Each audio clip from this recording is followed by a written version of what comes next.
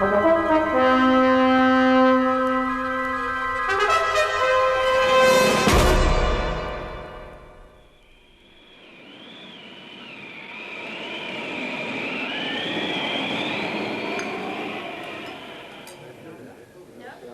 me, Professor Parkins, how pale you look. I'm sure you need another cup of tea. Thank you, Mrs. Spenlow. That would be most welcome. There. Don't you find the heat quite oppressive this afternoon? I told my husband we should have held our little at home in the garden. It's certainly close, but to tell you the truth, Mrs. Spenlow, I'm not affected by the heat. I had a slight shock just now. It's quite trivial, but one can't help one's reactions. Now, what can it have been, I wonder, to make you so very pale? Well, it was... You'll laugh at me, I know. It was a surplice. A surplice, Professor? Yes.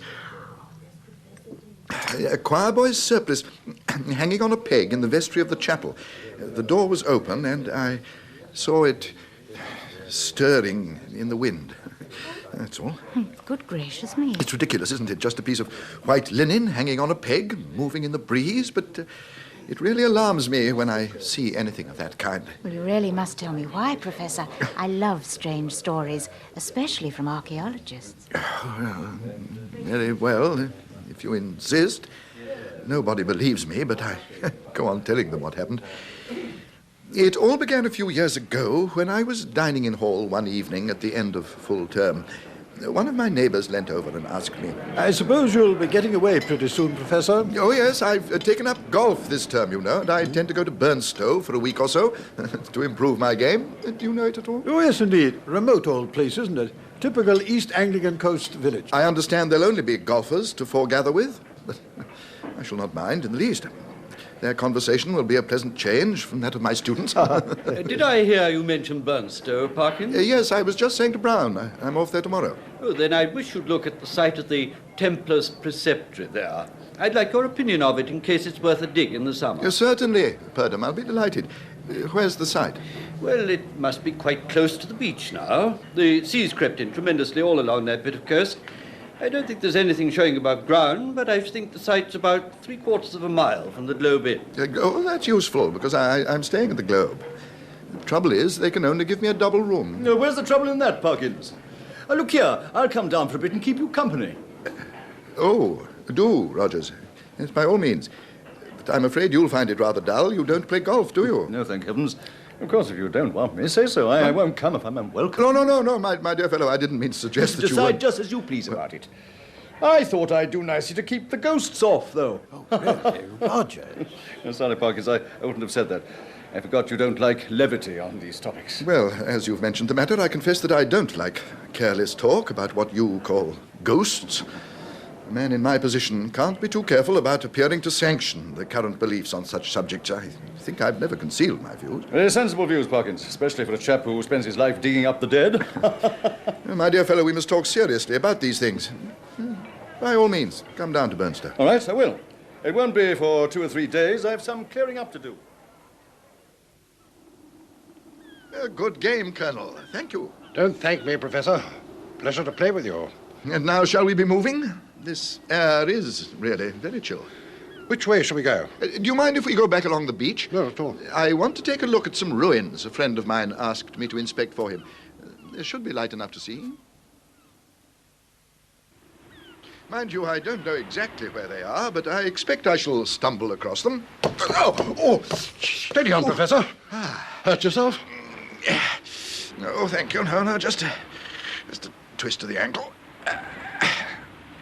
It'll go off in a minute. So that's what I fell over. What is it? Looks to me like a lot of flints sticking out of the ground. Exactly what it is, but they were put there by human hands. These mounds of flint, which are almost invisible among the turf, are no less than the remains of one of the Templars' round churches, Colonel. Indeed. How do you know that? Well, I must admit I came expecting to find something of the kind. The Templars built round churches, and here...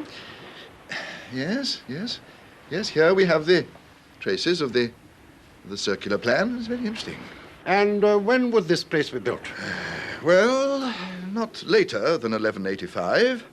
That was when the order was suppressed. A lot of the Templars were killed, burnt to death, some of them. Dear me, bad that. What harm have they done? Only got too rich for the king to go on tolerating them. In any case, I doubt if they did any particular good, Colonel. Then what do you study them for? Their buildings interest me. Sermons in stones, Yes. Yes, this oblong eminence would be the base of the altar. And here... Oh, how interesting. What is it? You see, at this end of the altar base, a small cavity in the stone. Yes, yes. I think... yes, I can get some of the turf away with my knife. There. Artificially made. Rectangular. The inside smoothly finished. Any buried treasure in it? It's most unlikely, but we may as well look. Have you got a match, Colonel? Yes, certainly. Thank you. Gone out. The wind's too strong. I'll try again. That's better. Now, let's see. Well, upon my word. What have you found? Well, I don't quite know. It seems to be a small metal tube. It's of considerable age. I should say it's been hidden there a very long time. I believe... let's have some more light on it. Yes, there's an inscription of some kind. And of course, we shan't be able to read it now. We'll have to wait till we get back. Very dark suddenly. And infernally cold. Come on. Let's be getting back. By all means. This splendid discovery has given me a remarkable appetite for dinner.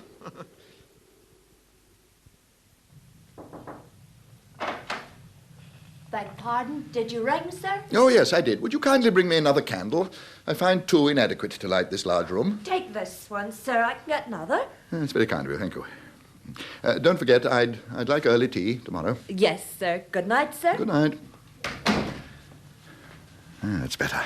Now I can get a good look at this thing. Yes, quite a clear inscription. Just a little rubbing to make it legible. There. Latin. It's useful. Quis es iste qui venit. Who is this that is coming? Well. Now, this thing is quite obviously a whistle. Not unlike a modern dog whistle, indeed. Who is this that is coming, eh? Best way to find out is evidently to whistle for him. Still in working order? That's remarkable.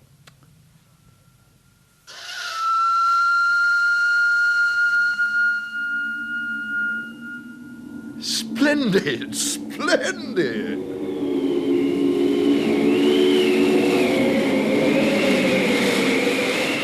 Goodness me, what forces the wind to get up in a few minutes. What a tremendous gust. There. I knew that window fastening was no use. All three candles out. It's enough to tear the room to pieces. I'll have to get this window shut somehow. That's better. Well, that really made me quite uneasy.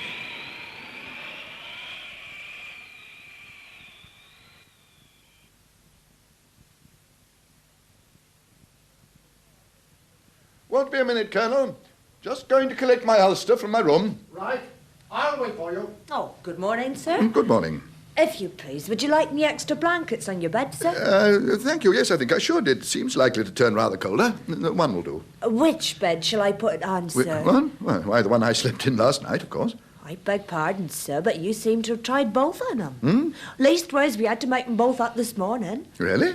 But how very absurd. I certainly never touched the other except to lay some things on it. Or did it actually seem to have been slept in? Oh, yes, sir. All the things was crumpled and thrown about always, if you'll excuse me, sir. Quite as if anyone hadn't passed but a very poor night. Dear me. Well, as a matter of fact, I did pass a very poor night.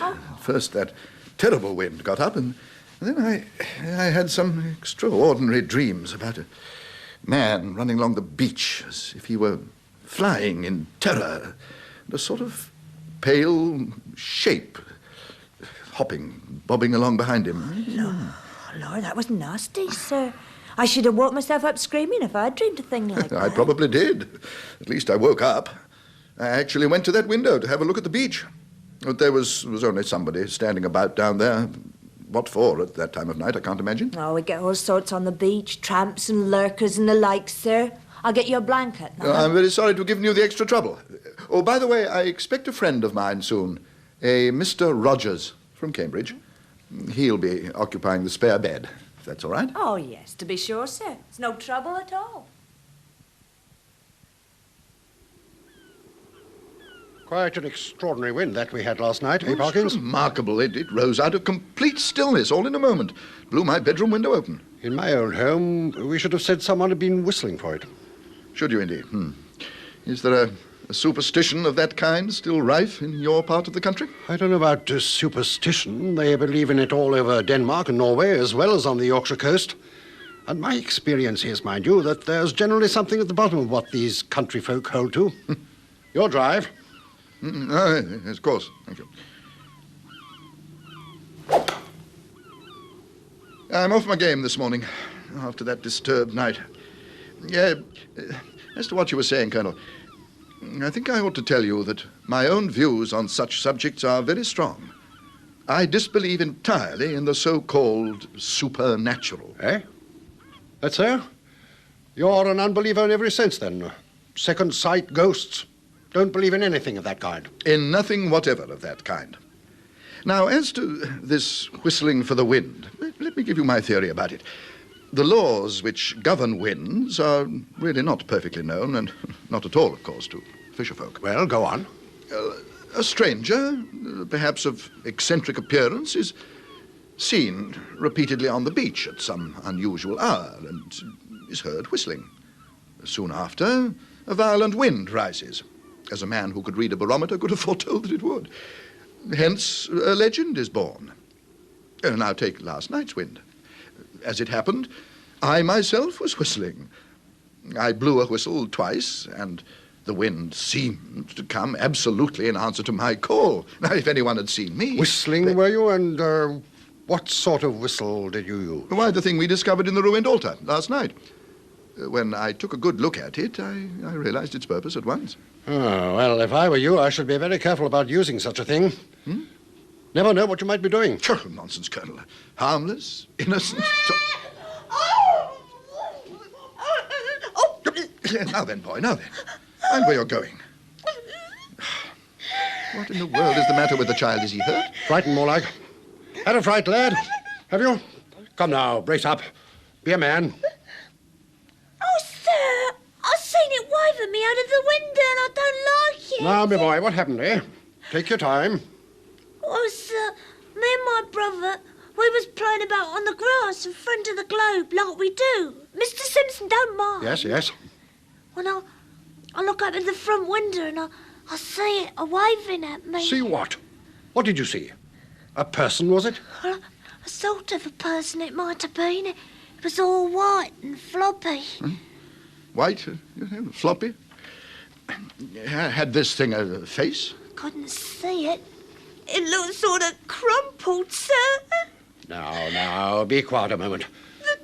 Which was this window? A second one, sir.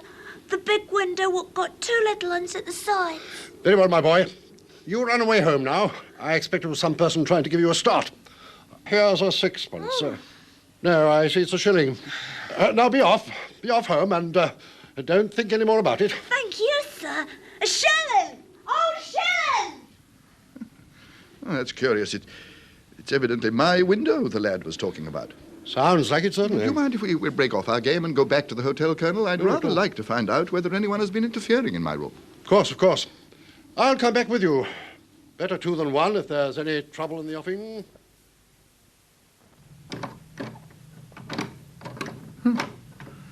Dear me. This is more serious than I thought.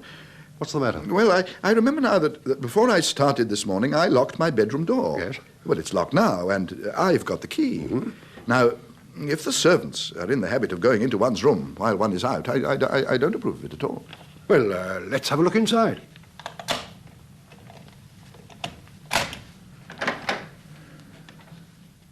Mm-hmm. Ah, nothing seems disturbed. Except your bed. Oh, but that isn't my bed. I used the other one. But it does look as if someone's been playing tricks with it. Yes, indeed. Bedclothes all bundled up and twisted. Quite sure you haven't been using it? Yes, of course. I see now what's happened. I must have disordered the bedclothes last night in unpacking, and they haven't made it since. Well, ring and ask. Yes, I will. Yes, that's it. They came in to make it, and that boy saw them through the window, and then they were called away and locked the door after them. That's the explanation. We'll soon know, for here comes the chambermaid. Very brisk, the service here. Not as regards bed-making, evidently. Did you ring, sir? Yes, I did. Have you been into this room at all during the morning, while I've been out? Oh, no, sir. I made that bed and straightened that one when you was in the room this morning, and I've not been in since. Have you another key in case you wished to enter the room? No, sir. Mr. Simpson keeps the duplicate keys. I see. Well, thank you. Sorry to have bothered you. It's all right, sir. This is most extraordinary. You know, Colonel, in my own opinion is that boy was taking us in, play acting. No. Don't believe that. You can't mistake genuine shock. I've seen it in soldiers, too often to mistake it. You're a very generous man, Colonel. More so than I am, I'm afraid. I believe in hard facts, you know. And no fancies? Well, each to his beliefs. Quite. By the way, while you're here, take a look at the old whistle, now that I've cleaned it up. You see the Latin inscription? It's interesting, isn't it? Quis est iste quae venit? What do you mean to do with this thing? When I get back to Cambridge, I shall submit it to my colleagues and see what they think of it. And then if they consider it worth having, I may present it to one of the museums. Well, you may be right. Shall I tell you what I would do with it? By all means, Colonel. I'd chuck it straight into the sea, and I advise you to do the same. Sure, really. Superstitious nonsense. A rare relic like this. Of course, I shan't do anything of the kind. Whistle for the wind, indeed. I wonder if I could do it again. Might just try. If nothing happens, so much for Colonel Wilson's bogies. Just one try.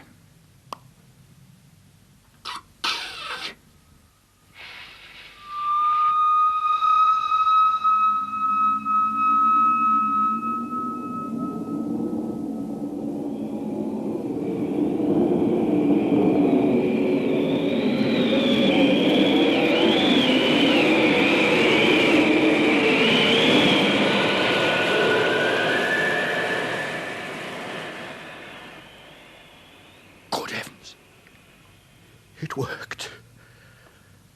But, well, of course, it just a coincidence.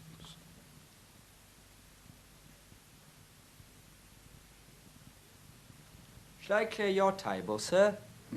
Oh, yes, do, by all means. Nothing else you want, sir? Nothing, thank you, waiter.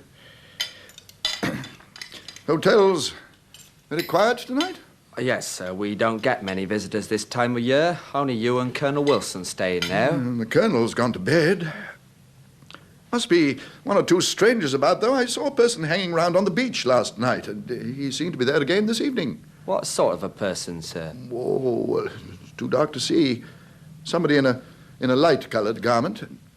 I didn't altogether like the look of whoever it was. Perhaps you might have a word with Mr. Simpson. Yes, certainly, sir. He's got a short way with him with suspicious characters, Mr. Simpson. Well, good night, sir. Funny weather we're having, isn't it? That windstorm again this afternoon and yesterday. Is that typical of these parts? I've never known anything like it since I've been here, sir, and that's 15 year. For all it's such a cold, bleak place, squalling, howling something frightful all of a sudden out of nothing. It would make some people quite nervous to hear it, I expect. Yes, it would, sir. Well, I must be off to bed, I suppose. I believe I've seen some shelves of books in one of the rooms, by the way. Can you tell me where to find them? Yeah, they'd be in the writing room, sir. You'll find all sorts there. They're pretty old and musty, most of them. All the better. I want something on the dull side to read myself to sleep with. Somehow, I don't find this place conducive to sound sleep. Oh, my friend Mr. Rogers may be arriving tomorrow. Oh, well, that'll be company for you, sir, won't it, then? Good night, then. Good night.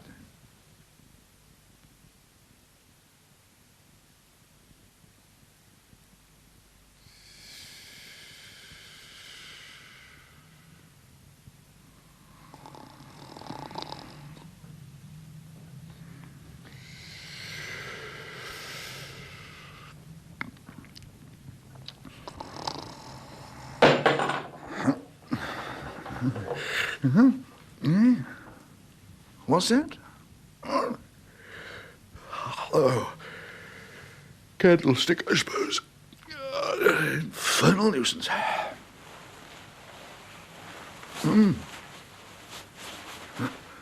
heavens. Somebody in the other bed. Of course, Rogers. Rogers? How on earth did you get here? Why didn't you waken me? Rogers? Rogers? Is that you? No. It's me. No, keep away, keep away, keep away, keep away. If this is a joke, Rogers, it's a very bad one, dressing up like a child's idea of a ghost. No, keep off, I tell you. I'll see your face, at any rate. No. No.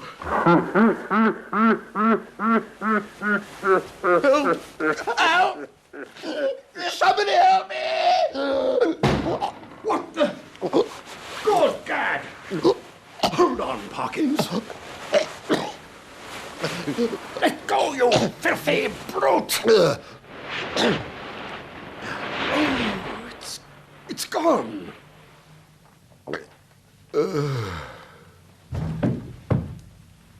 Parkins. Everything's all right. Here, drink this brandy. It'll brace you up. Oh, thank you.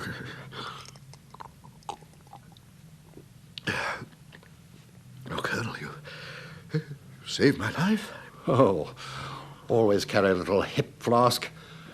Never know when it may come in useful. No, I mean coming in when you did it. It had me by the throat, you know. Colonel, did you see it? I saw it all right. Oh, thank heaven for that. If you hadn't, you'd have thought I was mad. What did it look like to you? Difficult to say. Whitish, floppy. Didn't get a close look at it, though. I did. And do you know what the most horrible thing about it was, Colonel? Its face was made of crumpled linen. Yes, that's how it looked to me before it vanished. It didn't vanish. It's there, on the floor. Eh? What? Good gad. A heap of bedclothes. Just so, but a few moments ago they had a dreadful, murderous life of their own. It's like a nightmare, but it happened. What can I do, Colonel? Suppose it happens again. Suppose I can never go to bed without fearing that I shall wake in the night and see that. I don't think it'll happen again if we take adequate precautions. Where's that whistle thing? Huh? Oh, there, on the washstand. I can't touch it. Don't ask me to. Don't bother. I'm going to pick it up in my handkerchief.